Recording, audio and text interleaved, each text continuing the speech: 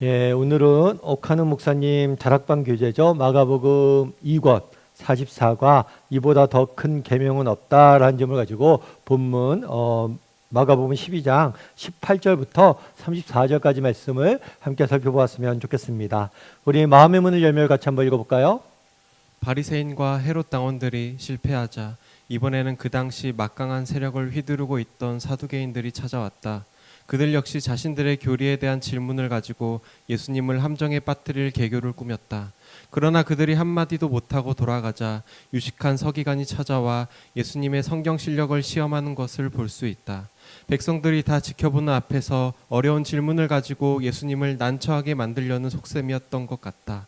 아무튼 유대 지도자들은 자기들의 소속과 주장이 서로 달랐음에도 불구하고 예수를 죽이기 위해서는 하나가 되어 움직이는 것을 볼 수 있다. 실로 험악한 분위기였지만 주님은 세상을 떠나기 전에 한 말씀이라도 더 백성들에게 가르치려고 혼신의 힘을 기울이고 계신 것을 볼 수 있다. 예, 오늘은 사두개인과 서기관과의 대화에 대해서 살펴보게 됩니다. 그래서 예수님에게 사두개인과 서기관이 찾아와서 여러 가지 질문들을 하고 성경에 대해서 대화를 나눕니다. 물론 이들의 의도는 좋은 것이 아니었어요. 이들의 의도는 예수님을 어려운 신학적인 질문을 통해서 함정에 빠뜨리기 위해서 이런 질문들을 한 것입니다. 그럼 어떻게 생각해 보면 이 사람들의 의도가 나쁘니까 야, 너희들 그렇게 나쁜 의도로 내가 질문하면 내가 너희들한테 답할 게 없다 라고 하고 무시하면서 넘어갈 수도 있어요. 하지만 예수님께서는 그러지 않으셨어요. 오히려 이들의 질문, 이들의 대화를 통해서 비록 나쁜 의도로 된 거지만 이걸 통해서 주고자 했던 교훈들, 정말 백성들이 꼭 알아야 될 교훈들을 주시는 모습들을 보게 됩니다. 그래서 오늘은 예수님께서 이들의 대화 통해서 주고자 했던 교훈이 무엇인지 함께 살펴보고 또 은혜 받는 시간 되었으면 좋겠습니다. 우리 말씀의 씨를 뿌리며를 같이 한번 볼까요? 1번 문제 같이 한번 읽어보도록 하겠습니다. 사두개인들의 아는 바를 말하라. 교리에 있어서 그들의 다른 점은 무엇이었나? 네, 오늘 본문에 보면 사두개인들이 들어와서 예수님에게 질문을 합니다. 그런데 사두개인에 대해서 성경 뭐라고만 설명되어 있냐면 부활이 없다는 사두개인들이라고 소개했어요. 부활이 없다고 주장했다는 것을 알 수가 있겠죠. 사도행전 23장 8절에서는 이렇게 이야기합니다.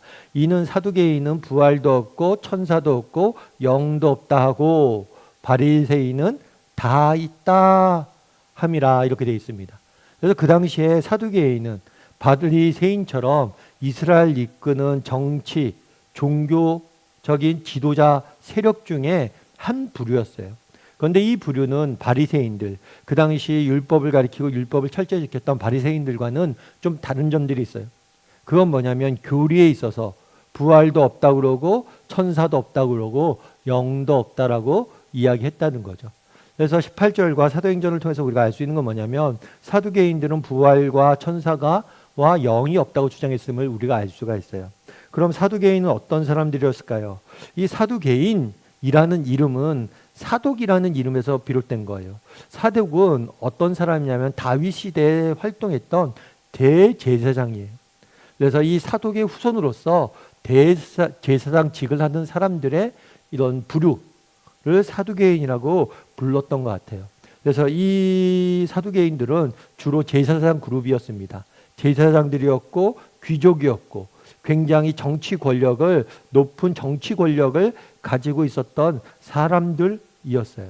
그런데 이 사람들은 어떻게 주장을 했냐면 모세오경, 모세가 쓴 5개의 성경, 창세기, 출애굽기, 레위기, 민수기, 신명기까지 이 5개 성경만을 인정을 했어요. 그래서 이 5개 성경만을 인정을 하고 나머지 선지서나 시가서는 성경으로 인정하지 않았습니다. 그래서 오직 모세오경만을 성경으로 인정하고 이것만을 주장을 했던 거죠. 그래서 모세오경에 보면 모세도 죽었고 모세가 부활했다는 얘기 없지 않냐. 그래서 따라 부활은 없다. 그리고 모세오경에 천사 이야기 안 나오지 않냐. 천사도 없다. 불멸의 영, 모세오경에 그런 거 없다. 그래서 모세오경에 나오는 이야기들 중심으로 모세오경에 안 나오는 것은 전부 다 없다라고 주장을 한 거예요. 그래서 모세오경만 성경으로 인정하고 구약성경 인정하고 성경 외에 모세오경 외에 나오는 것들은 전부 다 부인했던 것을 우리가 알 수가 있습니다. 그러면 이 사두개인을 통해서 우리가 알 수 있는 건 뭘까요? 우리 2번 문제 같이 한번 읽어볼까요? 예수님 당시나 지금이나 내세를 믿지 않으려는 자들은 공통점을 가지고 있다. 어떤 점에서 그들이 비슷하다고 생각하는가? 네, 한번 나눠보세요. 어떤 점에서 그들이 비슷하다고 이해하는가? 아까 사두개인 이야기를 했죠. 사두개인은 그 당시 굉장히 중요한 정치 종교 세력이었어요. 특별히 이 사람들은 내세에 대해서 강조하지 않습니다. 오직 현세, 현재, 이 땅에서 누리는 부, 권력 이런 것에 관심이 있어요. 그래서 이 사두개인들은 정치 세력으로서 친로마 정책을 펼칩니다. 로마에게 뭐 저항하지 않아요. 왜냐하면 자신들의 부와 권력을 유지하기 위해서는 친로마 정책을 펼친 거예요. 그래서 이 점에서는 바리새인과 많이 다릅니다. 그래서 사두개인들은 뭘 했냐면 그 당시 정치 종교 세력으로서 현세에 누리고 있는 부, 권력 이런 것들에 집중하면서 내세에 대해서는 생각하지 않았던 거죠. 그럼 오늘날 우리는 어떨까요? 오늘날 우리도 마찬가지죠. 사실 많은 사람들이 내세에 대해서 진지하게 생각하지 않습니다. 특별히 믿지 않는 사람들 보죠. 뭐 죽은 다음에 죽으면 끝이지. 죽은 다음에 뭐가 있어? 이렇게 생각하죠. 죽음 이후의 삶에 대해서 진지하게 고민하지 않습니다. 아이, 그때 가서 어떻게 되겠지. 그리고 오직 그 사람들은 뭐예요? 현세에만 집중하려는 경향이 있는 거예요. 오늘의 문제. 물론 이 땅의 삶이 중요하죠. 이 땅의 삶을 무시할 수는 없죠. 그리고 이 땅에서 우리가 해결해야 할 문제들이 많죠. 하지만 여러분 정말 내세가 있고 정말 이 땅의 삶이 임시적 일시적이라면 내세에 대해서 진지하게 관심을 갖고 내세를 준비하는 삶을 살아야 되잖아요. 그런데 오늘날 내세를 믿지 않는 사람들은 뭐예요? 오직 현세에만 관심을 갖고 살아간다는 거죠. 그런 의미에서 우리도 한번 믿지 않는 사람뿐만이 아니라 우리도 한번 점검해 볼 필요가 있어요. 우리는 내세를 믿잖아요. 그런데 우리도 내세를 믿지 않는 사람처럼 이 땅의 것들, 현세의 것들, 이 땅의 것들에만 집중하고 생각하고 추구하고 살아가고 있지는 않은지 돌아봐야겠죠. 그래서 사두개인들이 갖고 있었던 특징은 뭡니까?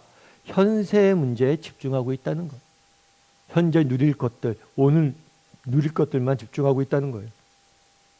또한 사두개인은 뭐냐면 모세 오경만을 인정했어요. 그리고 나머지 전부 다 다른 것들은 무시했어요. 관심을 갖지 않았어요. 그래서 내세에 대해서 이렇게 무시한 사람들, 예수님을 믿지 않고 내세에 대해서 믿지 않는 사람들의 특징은 또 뭐냐? 그런 것일 수가 있겠죠. 자신의 생각 안에 갇혀 있는 거예요. 자기가 아는 지식 안에 갇혀져 있는 거죠. 눈에 보이는 것들, 현재 나타나는 것들에만 집중하는 것. 그래서 눈에 보이지 않는다고 무조건 무시하고 관심 갖지 않고 그렇게 살아갈 수 있다는 거죠. 그래서 자기가 아는 몇 가지 지식이 갖춰져서 모든 것을 판단하고 배우려고 하지 않는 자세들. 이런 부분들이 있을 수 있다는 거죠. 그래서 내세를 믿지 않는 오늘날 사람들도 어떻습니까?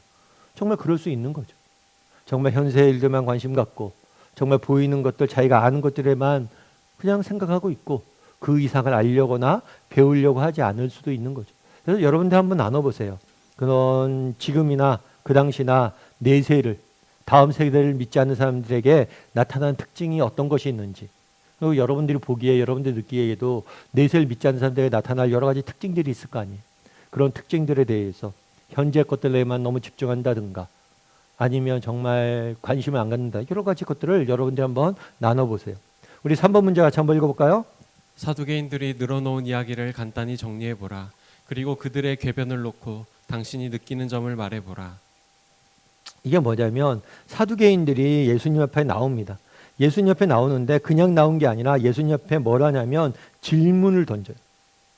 어떤 질문을 던지냐면 예수님 앞에 신명기에 나와 있는 말씀을 가지고 질문을 던지는 거예요. 그 말씀은 뭐냐? 이 말씀은 계대결혼법이라는 말씀이에요. 계대결혼법. 이거는 굉장히 독특한 제도예요. 어떤 제도냐면 형이 있어요. 형이 있는데 형이 죽어요. 그럼 형수는 과부가 되잖아요. 그러면 동생이 이 형수랑 결혼을 합니다. 동생이. 그 동생이 결혼을 해서 가문을 잇도록 만드는 게 바로 계대결혼법이에요. 그래서 이건 유대 사회의 독특한 특징이죠. 그럼 왜 이렇게 하느냐? 첫 번째 이렇게 하는 건 이유는 뭐냐면 후손을 남기기 위한 거예요. 그러니까 예를 들어서 형수가 결혼을 했어요. 그런데 자녀를 못 낳고 죽어요. 그럼 어떻게 해요? 동생이 결혼해서 그 자녀를 낳음으로 인해서 그렇게 낳은 자녀는 형에게 소속돼요. 그래서 형의 후손이, 형의 족보가 이어지도록 이렇게 만드는 거죠. 그러니까 과거에는 입양 같은 것도 많았잖아요. 형의 동생이 아들이 없으면 형이 주기도 하고, 형에게 아들이 없으면 동생의 아들을 주기도 하고, 이렇게 아들을 낳아서 대를 잇도록, 형의 족보, 대를 잇도록 가문의 연속성을 가질 수 있도록. 그래서 성경을 읽다 보면 그런 것들 있잖아요. 누구는 누구를 낳았는데 그 중에서 어떤 사람은 자손이 없는 사람들이 있어요. 그럼 그 후손이 끊긴 거죠. 그 사람에 대해서는.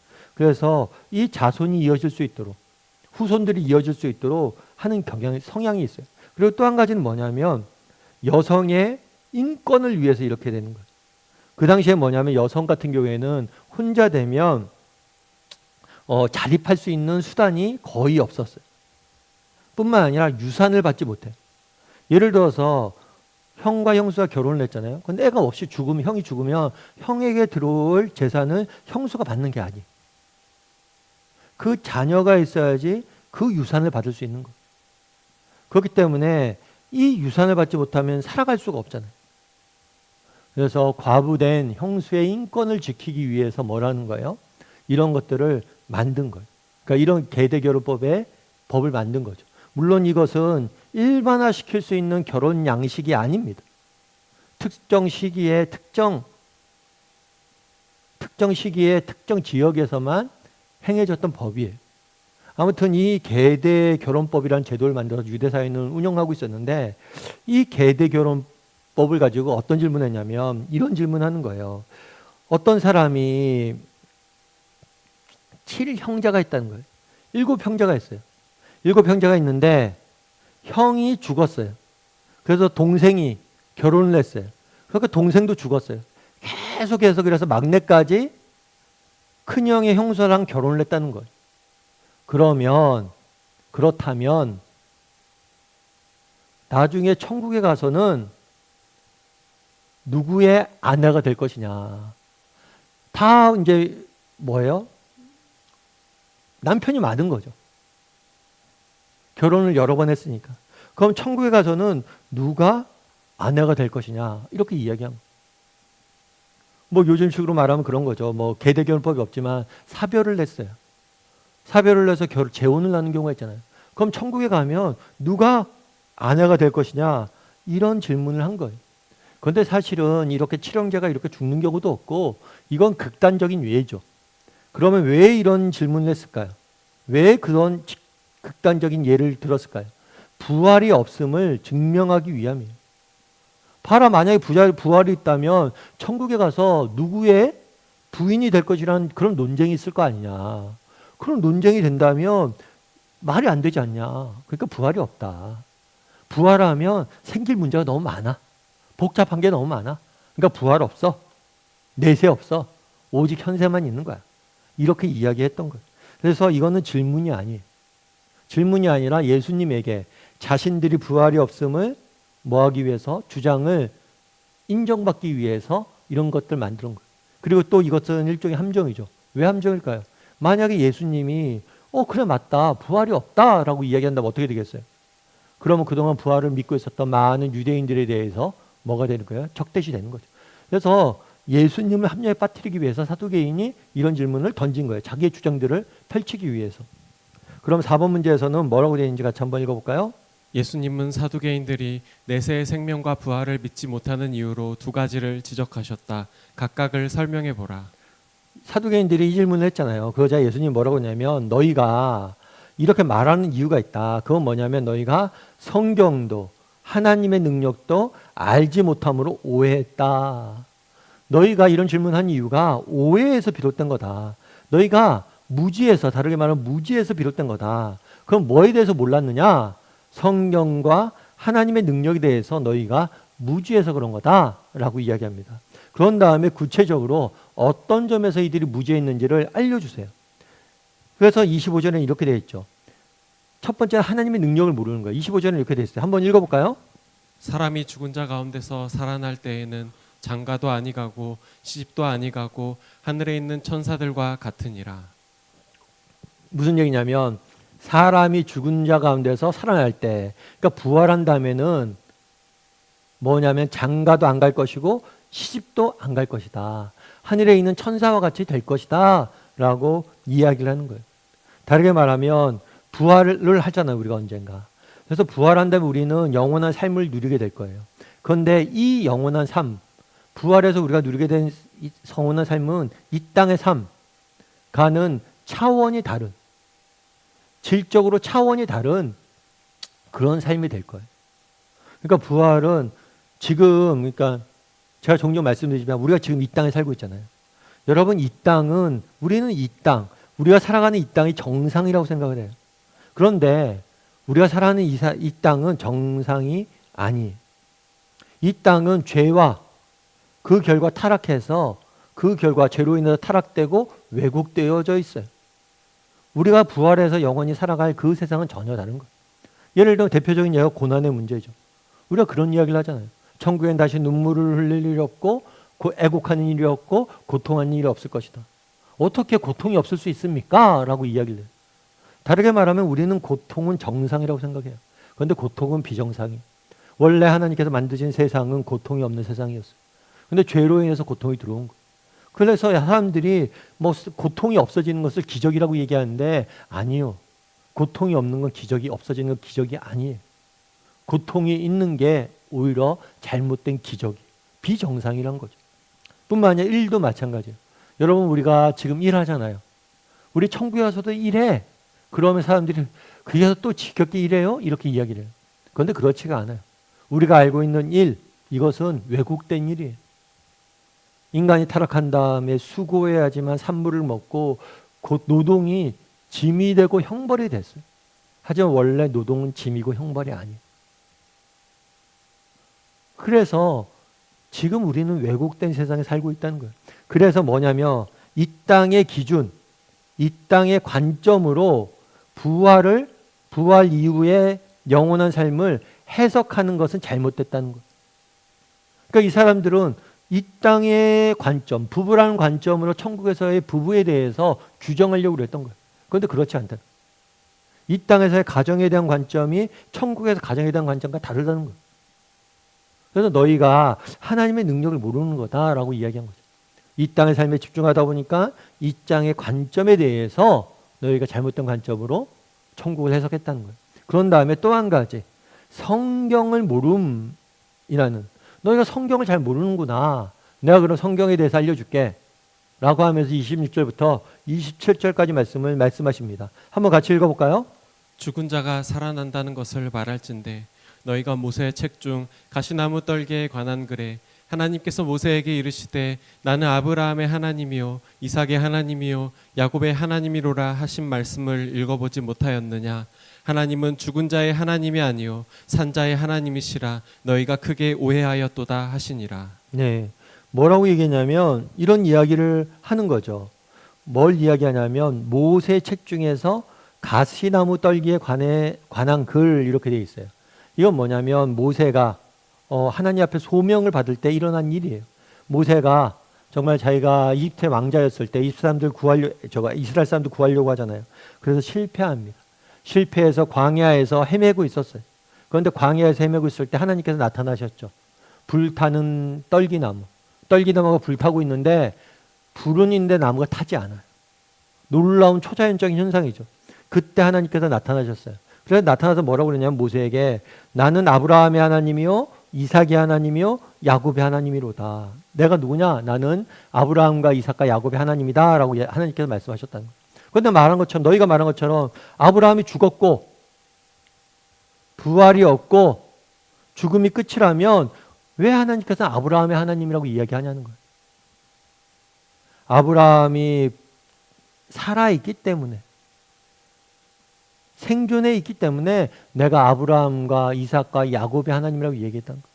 만약 이것들이 죽은 자라면 뭐하러 죽은 자의 이야기를 하겠냐고요, 하나님. 그러면 뒤에서 이야기해요. 하나님은 죽은 자의 하나님이 아니요 산자의 하나님이시라 너희가 크게 오해하였도다. 야, 너희 모세오경 믿지? 앞서 얘기했던 것처럼 사두개인들은 뭘 믿어요? 모세오경만 믿잖아요. 너 모세 존경하지? 모세한테 나타날 때 뭐라고 그랬어? 아브라함의 하나님, 이삭의 하나님, 야곱의 하나님이라고 그러지 않았냐? 아브라함이 죽었고 아브라함이 사라졌고 아브라함이 죽어서 이제 모든 게 끝이라면 뭐하러 아브라함의 하나님이라고 이야기하냐? 그렇지 않다는. 나는 아브라함의 하나님이고 이삭의 하나님이고 야곱의 하나님이란 것은 그들의 죽음으로 끝난 게 아니라 지금도 그들의 영혼이 멸하고 있지 않기 때문에 살아있기 때문에 그렇게 표현했다는 거. 그래서 하나님은 누구냐? 죽은 자의 하나님이 아니라 산 자의 하나님이다. 그래서 너희가 이 말을 오해했다라고 말하고 있는 거죠. 그래서 그들이 믿는 모세오경을 가지고 뭘 한 거예요? 하나님이 규정을 한 거예요. 반박을 하신 거예요. 예수님께서. 그러면 우리 5번 문제 같이 한번 읽어볼까요? 당신은 내세의 생명과 죽은 자의 부활에 대해 확실한 믿음이 있는가? 이 문제에 대해 조금이라도 미흡한 점이 있으면 솔직하게 털어놓고 이야기해보자. 예, 여러분 확실한 믿음이 있어요? 우리가 죽음 이후에 부활이 기다릴 거라는 확실한 믿음이 있어요? 한번 점검해 볼 필요가 있겠죠. 이 믿음이 있는지. 저는 어떨까요? 저도 목사니까 당연히 믿죠. 부활과 영원한 생명이 있을 것을 믿습니다. 그런데 가끔은 또 의심이 들 때도 있긴 있어요. 그래서 한번 그런 이야기를 해보라는 거예요. 예전에 한번 여러분 온누리교회 하용조 목사님을 아마 아실 거예요. 하용조 목사님이 이제 온누리교회를 개척하셔서 지금까지 아름답게 세우셨고 지금 소천하시지만 물론 하용조 목사님이 그런 일화가 있어요. 뭐냐면 이렇게 신학대학원을 나왔잖아요. 목사가 되려면 신학대학원을 나와야 되는데 신학대학원 졸업식 때였대요. 신학대학원 졸업식 때 맨 뒤에서 이렇게 기도하는데 뒤에서 보다가 갑자기 그런 생각이 든 거예요. 무슨 생각이 드냐면 이거 다 쇼 아니야? 이거 다 거짓말 아니야? 신대원까지 나와서 3년 내내 신학을 공부하고 목회자로서 준비되는 사람이 이게 다 거짓말 아니야? 이런 생각이 들었다는 거예요. 그러니까 가끔 우리도 뭐예요? 의심이 들 수 있어요. 우리가 믿지만 가끔 의심이 들 수 있어요. 그러니까 이 부분에 대해서 우리가 인정을 해야 돼요. 우리도 의심이 들 수 있다. 그래서 어떤 의심이 있을 수 있어요? 지적으로 의심이 들 수 있죠. 내가 사실 부활이라고 그러는데 잘 모를 수 있어요. 성경에서 부활에 대해서 어떻게 약속되어 있고 부활에 대해서 정확히 부활 이후의 삶에 대해서 잘 모를 수 있죠. 아까 사두개인한테도 얘기하는 거잖아요. 너희가 잘 모르는구나. 부활 이후, 정말 죽음 이후의 부활에 대해서 너희가 잘 모르는구나. 그래서 우리가 무지로 인해서 정말 지적으로 의심이 들 때가 있어요. 또한 어떤 의심이 들 수 있냐면 감정적으로 의심이 들 수가 있어요. 때로는 너무 인생이 힘들고 그리고 우리는 사실 인간이 육신에 갇혀 있잖아요. 그래서 우리가 오감을 중시 여기잖아요. 그런데 하나님은 보이지 않죠. 천국의 삶은 우리가 경험해 보지 못했잖아요. 아직 경험해 보지 못했고 느껴지지 않고 보이지 않고 이런 것들이 있다 보니까 뭐예요? 의심이 들 때가 있다는 거예요. 그리고 특별히 인생의 고난이 막 닥쳐올 때, 막 인생이 너무 힘들고 그랬을 때 믿음 자체가 흔들릴 때가 있잖아요. 그런 여러 가지 이유로 인해서 정말 부활과 내세에 대한 우리의 믿음들이 뭐 할 수 있어요? 흔들릴 수가 있다는 거예요. 그래서 여러분들 한번 생각해 보세요. 언제 내가 이런 걸 우리가 믿지만 또 흔들릴 수도 있잖아요. 그래서 끝까지 이 믿음을 지키는 게 중요하거든요. 그래서 혹시라도 우리가 이런 것들 흔들리고 믿음이 의심된 적이 있는지 한번 나눠봤으면 좋겠습니다. 6번 문제 같이 한번 읽어볼까요? 서기관이 예수님께 던진 질문이 무엇인가? 그리고 예수님은 무엇이라고 대답하셨는가? 예. 좀 전에 이제 사두개인과의 대화가 끝났어요. 사두개인과 대화가 끝나자 그 옆에 있던 서기관이 있었어요. 서기관은 그럼 어떤 사람들이냐? 서기관은 가장 기본적인 일무는 뭐냐면 성경을 기록하는 거예요. 목사님 성경을 왜 기록해요? 이렇게 될 수 있지만 지금은 인쇄술이 발달을 했잖아요. 그래서 뭐 데이터만 딱 넣으면 인쇄돼서 나오잖아요. 그런데 과거에는 그렇게 되어 있지 않았어요. 종이도 없었고 글도 없었고 그리고 복사 기술도 없었어요. 그럼 모든 성경을 뭐예요? 쓰는 거예요. 그래서 성경이 한 권 있어요. 그럼 그걸 베꼈어요. 그럼 또 다른 한 권이 생기는 거죠. 그리고 계속해서 성경을 필사하는, 성경을 기록하는, 그래서 성경을 보조하는 사람들이 바로 서기관들이에요. 그래서 이 사람들 주요 임무는 뭐냐? 성경을 기록해요. 성경을 기록하다 보니까 아무래도 성경에 대해서 많이 알죠. 그러니까 성경을 연구해요. 자연스럽게. 많이 연구해요. 뿐만 아니라 성경을 연구하고 많이 접하니까 가르쳐요. 그래서 성경을 기록하고 연구하고 가르치는 사람들이 서기관이에요. 그런 점에서 이 사람들은 굉장히 종교 지도자로서 구별된 사람이라고 할 수가 있죠. 근데 서기관 중에서 한 사람이 뭘 했다고 그랬어요? 변론하는 것을 들었어요. 사도과의 개인과의 대화를 들었어요. 그런 다음에 이렇게 얘기해요. 예수께서 잘 대답하신 줄 알고 나와 묻되 모든 계명 중에서 첫째가 되는 것이 무엇입니까? 라고 물었어요. 이 사람이 예수님의 이야기를 들은 거죠. 그러면서 예수님이 구약 성경에 대해서 해석이 특별함을 느낀 거예요. 야, 저기 모세에게 나타났던 하나님의 말씀을 가지고 부활해서 증명하네? 이러면서 물은 거예요. 어떤 걸 물었냐면 모든 계명 중에서 첫 번째가 무엇입니까? 라고 물었어요. 그 당시 많은 사람들은 뭘 했냐면 계명을 지켰어요. 특별히 율법에 나오는 계명을 지켰어요. 그런데 이 계명을 굉장히 작게 세분화했어요. 그리고 600개 이상의 계명들을 율법화해서 지키고 있었던 거예요. 그러다 보니까 율법이 이게 너무 많잖아요. 600가지. 막 그러다 보니까 자기들끼리 논쟁이 붙은 거예요. 정말 우리가 어려서부터 뭐 600가지 넘게 율법을 지켜왔는데 이 중에 제일 중요한 건 그럼 뭐냐? 이것만큼은 지켜야 되는 건 뭐냐? 이런 부분들에 대해서 논쟁을 하고 있었던 거예요. 그래서 물은 거예요. 이렇게 많은 율법을 우리가 지키고 있고 계명을 지키고 있는데 제일 중요한 게 뭡니까? 라고 물은 거죠. 그러자 예수님이 뭐라고 답했어요? 예수께서 대답하여 이르시되 첫째는 이것이니 이스라엘아 들으라. 이 이스라엘아 들으라 라는 표현은 신명기 6장 4절에서 5절 말씀이에요. 쉐마 이스라엘. 이거는 이스라엘 백성들이 가장 중요시 여겼던 말씀이에요. 이스라엘아 들으라. 우리 하나님 오직 하나님 유일하신 하나님이니 너희는 마음을 다하고 뜻을 다하고 목숨을 다하여 힘을 다하여 주 여호와를 사랑하라. 그래서 이 신명기 말씀을 인용하면서 이것이 가장 중요한 계명이다. 뭐예요? 하나님 사랑하는 게 가장 중요한 계명이다 라고 알려주신 거예요. 또 둘째, 그런데 하나님 사랑은 을 해야 되고 두 번째는 이것이니 내 이웃을 내 몸같이 사랑해라. 이웃사랑에 대해서 이야기합니다. 이웃사랑. 이거는 레위기 말씀이에요. 레위기 19장 18절 말씀을 인용하면서 뭘 했냐면 너희가 너희의 몸처럼 이웃을 사랑해야 된다. 그래서 600가지가 넘는 계명 중에 가장 중요한 게 뭡니까? 라고 했을 때 뭐라고 얘기한 거예요? 하나님 사랑과 이웃 사랑이다 라고 답한 거죠. 그럼 왜 이렇게 답했을까요?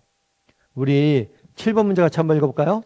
왜 계명의 첫째가 사랑일까? 10계명의 첫 돌판에 해당하는 1에서 4계명은 전부 하나님 사랑에, 두 번째 돌판에 기록된 5에서 10계명은 전부 이웃 사랑에 포함된다고 할 수 있다. 그 이유를 설명해 보라. 예, 로마서 13장은 바울이 쓴 편지예요. 바울이 로마에 있는 교인들에게 쓴 편지를 쓰면서 이렇게 돼 있어요.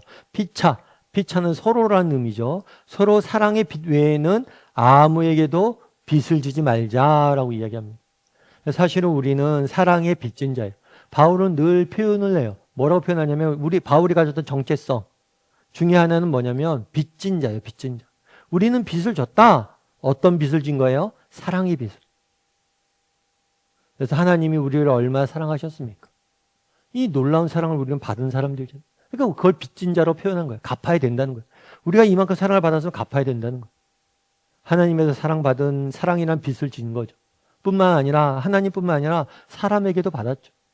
여러분 그렇잖아요. 정말 사람에게 정말 우리 사람들의 수고가 없었다면 오늘 우리가 있을 수 있었을까요? 우리 아이들이 어렸을 때 저도 이제 애를 키우다 보면 그러죠. 아이가 아빠라는 말을 하기 전에 우리가 아빠 해봐 이런 말을 얼마나 많이 정말 그렇게 많이 아빠란 말을 들려줘야지 겨우 아빠란 말을 하죠. 그리고 아이가 걷게 되는 것, 뛰게 되는 것 이거 정말 부모의 사랑이 가득 있는 거죠. 그래서 우리는 가까이서 부모의 사랑을 받은 거죠. 뿐만 아니죠. 우리는 빚졌잖아요. 뭐 최근에 8월 달에 8.15가 있었는데 정말 우리 선조들이 조국 독립과 해방을 위해서 수고하고 애썼기 때문에 우리가 뭐예요? 지금 자유를 누리는 거예요. 자유 대한민국에 사는 거죠. 과거에 우리가 누렸던 것들, 모든 것들 다 빚이라는 거예요. 그러면서 뭐라고 이야기하냐면 빚을 지지 말자 하면서 남을 사랑하는 자는 율법을 다 이루었다. 남을 사랑하는 것은 율법을 다 이룬 것과 똑같다. 그러니까 율법을 이룬다는 것. 율법이 아까 600가지가 넘는다고 그랬잖아요. 그걸 이루는 방법이 있다는 거예요. 그거 뭐예요? 남을 사랑하는 것. 생각해봐라. 십경에 보면 후반부에 이게 간음하지 말라, 살인하지 말라, 도둑질하지 말라, 탐내지 말라, 뭐 그 외에 다른 계명들이 있을지라도, 그러니까 10계명이 총 10개 계명이잖아요. 10개 계명인데 앞에 4가지는 하나님에 대한 거예요. 우상 숭배하지 마라, 뭐 내 이름을 거룩하게 여겨라, 망령되이 일컫지 말라, 이런 식으로 해서. 그 다음에 뒤에 6가지는 살인하지 말라, 간음하지 말라, 남의 것을 탐하지 말라, 이웃과 관련된 거예요. 그런데 이 뒤에 있는 간음하지 말라, 살인하지 말라, 도둑질하지 말라, 남의 것을 탐하지 말라, 이런 것은 이웃을 사랑하면 해결되는 문제란 거예요. 그렇죠, 여러분. 진심으로 다른 사람을 사랑해 보십시오. 그 사람을 어떻게 죽입니까? 내가 사랑하는 사람인데. 여러분, 진심으로 여러분 다른 사람을 사랑해 보십시오. 그 사람 걸 훔칠 수 있습니까? 아니죠. 그 사람 걸 탐할 수 있습니까? 아니죠. 그래서 10계명은 하지 마라. 부정적인 얘기를 했다면 긍정적인, 이 모든 것을 포함한 긍정적인 건 뭐예요? 사랑이란 거. 우상도 마찬가지죠. 10계명이 보면 우상 숭배하지 말라고 그랬잖아요. 우상이란 결국에 뭐예요? 우상이란 건 하나님보다 더 사랑하는 게 우상이에요. 더 하나님보다 의지하는 게 우상이에요. 그래서 우리가 정말 하나님을 사랑하고 하나님을 진심으로 의지하잖아요. 그럼 우리는 우상을 의지하거나 사랑하지 할 수가 없어요. 그래서 10계명의 후반부는 이웃사랑으로 규결되고 10계명의 앞부분은 하나님 사랑으로 규결된다. 그래서 뭐라고 얘기했냐면 사랑은 율법의 완성이다라고 이야기를 합니다. 그래서 구약성경에 말하는 그 많은 율법들이 있죠. 세부 조항들이 있죠. 그런데 그 조항이 결국에 깔때기처럼, 요즘 깔때기라는 표현을 쓰잖아요. 깔때기처럼 하나로 다 모여요. 그 모이는 게 뭐예요? 사랑이라는 거. 특별히 하나님 사랑과 이웃 사랑. 그래서 우리가 정말 계명, 우리가 지켜야 될 계명의 핵심 뭐냐? 하나님 사랑과 이웃 사랑이다라고 예수님이 말씀하신 거죠. 8번 문제 같이 한번 읽어볼까요?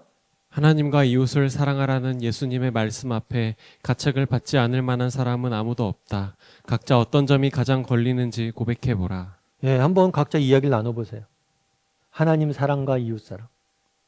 나는 하나님을 사랑한다. 사랑하는가? 이웃을 사랑하는가? 그렇다면 내가 하나님을 사랑하는가?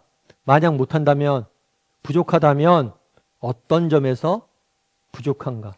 무엇이 내가 부족한가? 앞서 얘기했던 것처럼 하나님을 사랑한다는 것은 다른 세상의 무엇보다도 하나님을 최우선적으로 사랑한다는 것. 그런 점에서 나는 정말 하나님만을 사랑하고 있는가? 앞서 얘기했던 것처럼 사랑한다는 건 의지하는 거죠. 내가 세상의 부나 힘이나 권력을 의지하지 않고 오직 하나님만을 의지하며 사는 사람이지. 만약 내가 하나님을 사랑하지 않는다면 어떤 점에서 그런 거지? 하나님 외에 다른 것, 하나님보다 더 사랑하는 것이 있진 않은지 점검해 볼 필요가 있겠죠. 이웃 사랑. 정말 하나님에 대한 사랑은 눈에 보이지 않잖아요. 하나님은 보이지 않지만 하나님에 대한 사랑도 눈에 보이지 않잖아요. 하나님에 대한 사랑은 이웃 사랑으로 나타나야 돼. 그렇다면 나는 얼마나 이웃을 사랑하고 있는가? 특별히 마음만, 행동, 정말 다른 사람을 아끼고 배려하고 인정하고 있는가? 그리고 실제로 그들을 사랑하고 섬기고 있는가? 특별히 나와 다른 사람들을 용납하고 그들을 인정하고 그들을 구체적으로 섬김으로 실천하고 있는가? 그래서 내가 잘 되고 있는가 안 되고 있는가 한번 쭉 나눠보면서 혹시라도 내게 있어서 부족한 것은 무엇인지 한두 가지. 정말 특별히 요즘 뭐 나눌 수 있겠죠. 요즘 저는 사람들에게 뭐 이런 것이 부족합니다. 제가 말이 좀 세요. 좀 말을 내가 좀 조심했으면 좋겠어요. 뭐 이런 부분들. 그래서 정말 내가 어떤 점에서 부족함을 느끼는지 이 부분에 대해서 한번 나눠봤으면 좋겠어요. 9번 문제 같이 한번 읽어볼까요? 예수님의 말씀에 전적으로 공감하는 서기관에게 예수님은 무엇이라고 칭찬하셨는가? 예수님이 말씀하자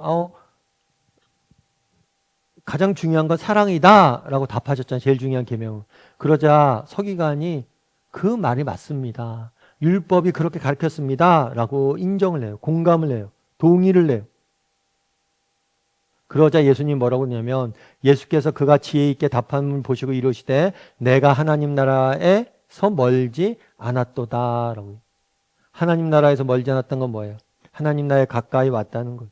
그만큼 하나님 나라가 추구하는 바를 너희가 잘 알고 있다는 거예요. 그래서 하나님 나라 원리는 뭡니까? 사랑.